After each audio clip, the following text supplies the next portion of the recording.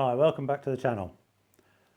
Since we put up the email address for the blogging we're going to do, I asked for people to send their interests in, questions, pictures of their bikes, etc, etc. One of the ones that we've had quite a few of is, what tools do you need for servicing your bike?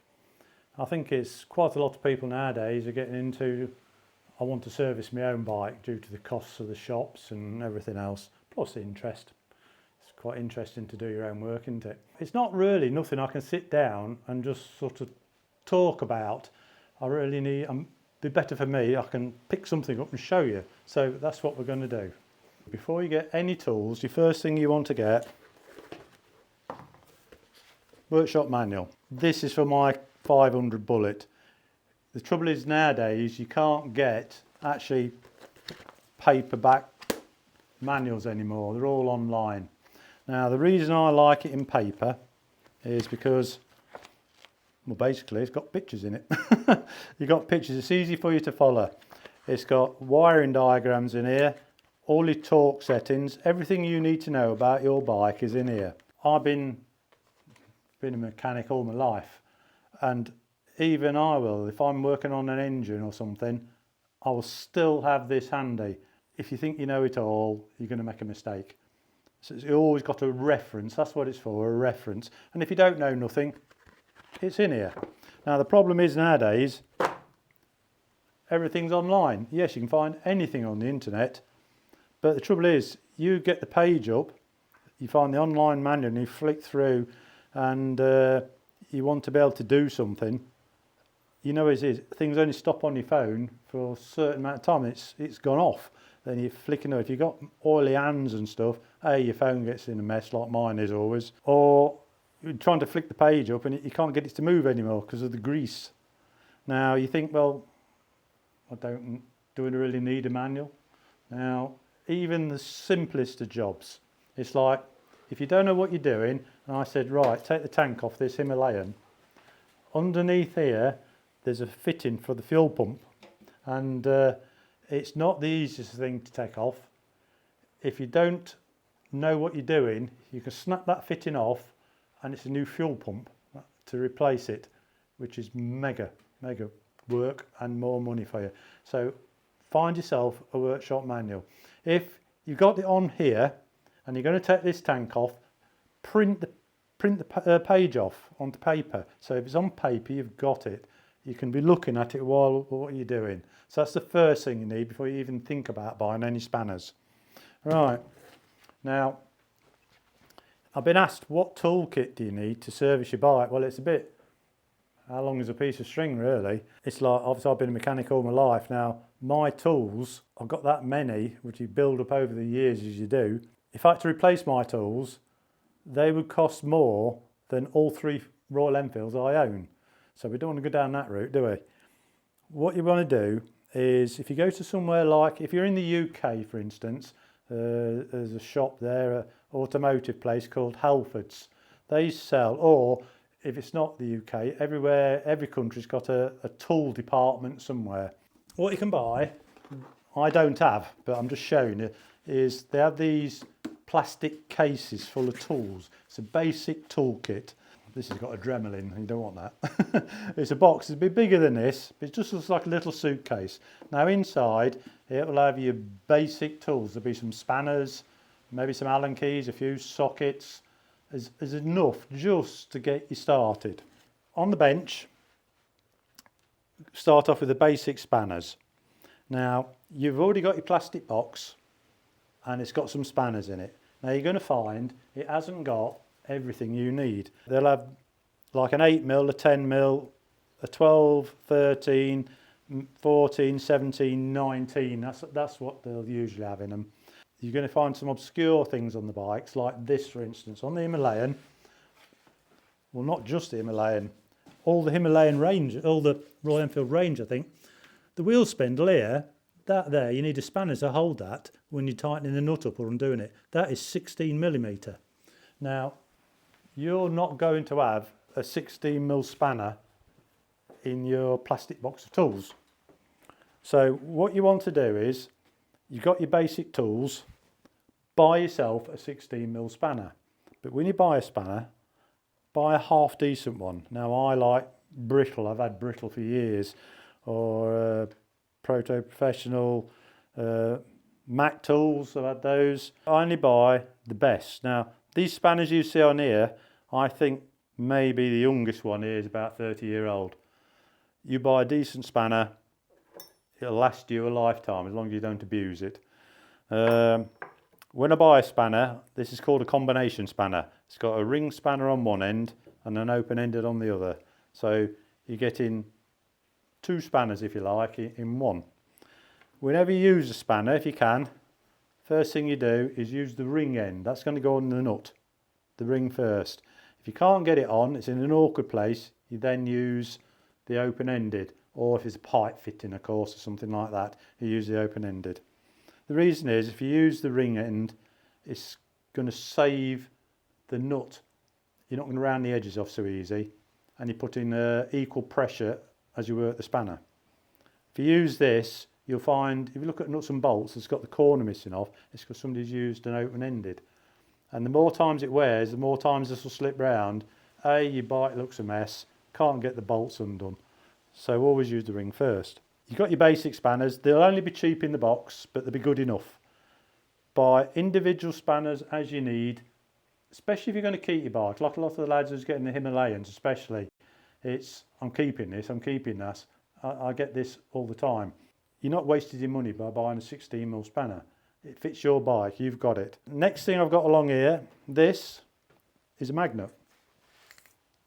Now, dead useful for all sorts of things. If you're working on your bike, you drop a nut, bolt, washer, and it drops in somewhere and you can see it, but you can't get it out. You just get this out. They're quite strong. You'll pick the nut and bolt up or whatever you got. Plus, just another tip while I'm on about this, if you drop a nut and bolt somewhere in your bike and you can't see it, don't leave it. You keep looking till you found it, because I can guarantee once you start riding that can drop out, and if it drops in the chain where the sprocket is, bang, it's your chain gone. Or it can bend the shaft in the front. Always, if you've known you dropped something, don't give up till you found it. It's somewhere in there. You may be looking, it never come out, but have a good look first. So that's one reason I have this. Now the other reason is, every time I change the oil, my bikes have got a magnetic sump plug on them, which is supposed to pick up any bits of metal that's floating about. When I've drained the oil out, I stick this in the hole where the oil was coming from, out your drain bung. Put it in, give it a good shuffle about like this, pull it out. Now, it's going to make you put a smile on your face if this comes out and all's on here is oil, no chunks of metal. But if you pull this out and it's got a tooth off a gear or a bit of broken spring, you've already got a problem. It's a problem in there, even though you've been changing gear, and I've not noticed it changes gear okay, but if you've got a chunk of a tooth on here, that means you've got a problem. So it's preempting that you've got a problem in there. It's up to you whether you continue to ride it, but to me, if it's got a problem, it's got a problem. Now if that chunk of metal that you've pulled out on your magnet has to be floating about and gets in between the gears as they go round, more damage. So I always stick this in. If it pulls anything out, I think, got to have a look into what's the matter with it. Just a tip. Next thing, you might have in your plastic box, they'll probably give you a few Allen keys. These are the basic ones. But if you ever have to buy these, and you want to buy this sort, get them with a bobble on the end, the same as that, look. What that's for is, if you've got to get in a frame, there's an Allen key behind my finger, and you try to put this in and it's hitting the frame. Because this has got a bobble on it, you can go in at an angle. Still do the job. Just another tip for you. But these are the basic type Allen keys. These are what you really want. These are 3/8 drive. It means a ratchet will fit in this. All different sizes. As you can see, mine are quite old, just like the owner. And you'll see some of them, that one's like brand new, that one's different to the others, because you have to replace them as they wear. Don't use these if the edges on here are worn. because what happens is when you put it in, you try to undo a tight Allen bolt, it spins the centre out. So always make sure your kit's in good nick. Just replace them as and when, but they're dead useful, these. One of the other things you want is a ratchet. This is a 3/8 drive ratchet. Extension. Now my extensions have the bobbles on the end, that's a long one. This is a short one. Just to show you, right, that's socket. With the bobble, if you've got an awkward bolt or a casing to get past, if that's a fixed straight thing, that's all you can do. But this, look, I can go in at an angle. That's why I have the bobble on the end of them. Just gives you a bit more, makes the job slightly easier for you. Now, while we're on the subject of 3/8 drive ratchets, when you get your box of tools, it's going to, if it has a 3/8 drive ratchet in, it's going to look like this one, like that. That's my ratchet. Now, if you look at my ratchet, it looks a lot smaller, it's a lot slimmer, it's a lot shorter. Now, if you're half decent mechanic, this is what you'll have. It's got a little spring clip there, it takes the socket off easy, you're not having to pull it off this. But the biggest reason is, one thing, if you listen to this, you can hear that clicking. This is my ratchet. You can barely hear that. Now, the ratchet teeth in this one, it'll be nearly twice as fine as the ratchet teeth in this one. Really coarse, this. Now, what that does is you undo a nut and bolt, you'll get a bolt that's a little bit too tight for your fingers to turn if it's a lock nut.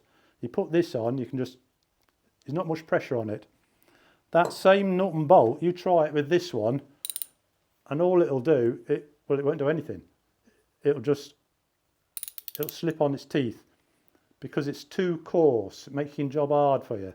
And also, 3/8 drive, so it'll fit 8mm nut head, which is this little tiny socket here, up to a 19mm usually on 3/8 drive. Now the problem is, you look at the size of this ratchet, that little tiny socket on it. What's going to happen, especially if you're not used to using these, you're going to get hold of this and you've got a bolt that's a bit tight, and next thing you've snapped a bolt off, or you've stripped the threads, you've over tightened it. It's too big. On the smaller one, look, by the time it's in your hand, there's hardly anything there. Plus you're probably working it like this. This is fine teeth. You'll get that bolt off, it's too tight for your fingers, and it'll come off with this. Plus, because it's shorter, there's less chance of you really giving it some dog and shearing the bolts off. If you undo a bolt out of a crankcase or a side cover on the engine, which is steel into alley and one eats into the other, you can easily shear a bolt off, because it doesn't seem, when you're doing that, you go, well, I didn't put no effort on this, and it broke it off. You know, this is about half as heavy again as this. That's why you want a nice professional ratchet, not these things. They're cheap for a reason. Now there's also quarter drive you can get. This is a quarter drive. You get a little tiny socket set with tiny sockets in, which are okay, but what happens with this is you're working on your engine, you've got a bolt that's tight, it's only small, you're giving it some dog. It's not the bolt that breaks, it's the ratchet inside, the ratchet mechanism inside the quarter drive. These are very, very good, but you've only got to use them for what they're meant for. When you've got all your tools on the floor and you're doing a job, you're on your hands and knees, this has got the right size socket on it, then this is useless. It's in the bin job. Now, this half-inch drive, it's the next size up from your small sockets. This is 24mm socket. This is the sort of sockets I like to use on wheel nuts, not the multi. Let me just pull one out for you. Not that sort of socket. These can slip around, especially if the nut's a bit worn. This won't. And also, if it's a brand new bike, the nut on your bike using this will always look new. It won't look new after too long with this. Now, if you're taking the back wheel out or you're adjusting your chain, you've got to undo the back wheel nut. So you want a socket like this. Now I have got 24mm 3/8 drive to fit these. Now that nut on the back wheel is 70 Newton meters, and you'll need this with a long handle really to get it undone. So you undo it with this. Now you can put the nut back on when you're ready and just do it up snug, but you don't tighten it up with this. This is a torque wrench. Now this is your friend on a bike, believe me. Now you're going to tighten that wheel nut up. You've got your settings on here. There's all the figures on here. You turn this until it's up to number 70. Then you put your socket on it. This is a ratchet. You pull this up and just keep doing it until this clicks. When it gets to the right tension, that's it. It'll click, so you stop. Now that means it's the correct tension. You're not going to over tighten the wheel spindle, the nut. You're not trying to crush the bearings with this. This one, 210 Newton meters, but it goes down to 28, which is far too big for engine casings, things that go into alley. Now I'm not saying you have to get this, but I advise it. This is for engine work. This is a tiny one, this. 5 Newton meters up to 25 Newton meters. Little ratchet, exactly the same. Set it, click, click. Now, the only thing I don't use this for, believe it or not, is the sump bungs on engines. It's steel into alley again. If the bike's brand new, yes, this would work fine. But if you bought a second-hand bike, you don't know what the previous owner or even the service centre's done. If they've over-tightened that sump bung, what it does, it pulls the threads in the alley. So you set your torque wrench on the sump bung and you're tightening it to the correct torque. What it can do, it just pull the threads out of the engine. So this is why I don't use a torque wrench. I know how tight a sump bung should be like by feel, but that's why I don't do it, because you can have this set correct torque, be tightening it, all of a sudden the bolt just keeps going round because it's pulled the threads out. Now if you're lucky enough and the sump is unboltable, you can get a helicoil in it, which isn't the best really, but it's a repair, or it needs a new sump plate. If it's one that goes into a crankcase, big trouble, engine stripped down job. That's why I don't. People will tell you should do, there is a torque setting for it, but that's why I don't use a torque wrench. Right, just your basic screwdrivers, which your box of tools would have had screwdrivers like this. But if you have to buy screwdrivers, buy decent ones, else the ends just knacker up. Sockets, 3/8 drive, which fits this. I always buy that type instead of this sort, because it fits the nut perfect, it keeps the nut in good condition, where these, like I said before, you can spin them round, just take the edge off the nut, makes a mess of it. Cable ties are always handy to have. You get small, big for electrical stuff. Long nose pliers, very useful for all sorts of things, just picking something out, or even holding wiring while you're soldering or something like this. Side cutters for electrical wiring, or even just trimming up your cable ties. Normal pliers. Pair of adjustable grips are handy, but just use them for what they're meant for. Don't use them for undoing nuts and bolts or holding that 16mm spindle shape around there, because you haven't got a 16mm spanner. You shouldn't be using this on it really. Once you start working on your own bike and you've got past the service stage, you will find the first time you have a problem, you'll want to look at it yourself, because you've already worked on your bike and it's your bike, your pride and joy. You don't want it to go into a shop, especially at £100 an hour, do you? So one of the things you can have is electrical problems. You're going to get electrical problems. Buy one of these. Buy them anywhere. They cost pennies nowadays. It's a multimeter, does volts, amps. You can check your charging. But you can also check if you've got, let's say, you put your indicators on and the indicator flashes here. It don't flash at the back. So if it's a bulb type, you change the bulb and it still don't flash, then you've got to check the wiring. It's not the fuse because the fronts are working. So then you're checking the wiring from here at certain places. You need a multimeter. Now, you take your bike in to a dealership that's got a wiring problem, you could have a 2.5 hour bill just on trying to find where the problem is. Get yourself a multimeter. Paid for itself first time. Size of pennies anyway. Gasket glue. Now, a lot of the casings on modern bikes, not just Royal Enfields, but I know the Royal Enfields do, the side casings don't have gaskets like the old bikes used to have. They use a sealant, and this is what I use, is Akfix. This is red, which is okay, but so fucking messy. This is black. I think what they use on the Enfields is grey, but this, I've used this on the cam cover when I've done on the Himalayan, where I've took it off to do when I put tech cam in, or cam chain problems, where I've had to take the cam cover off.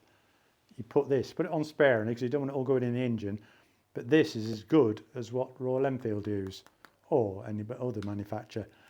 So it's just useful to have it.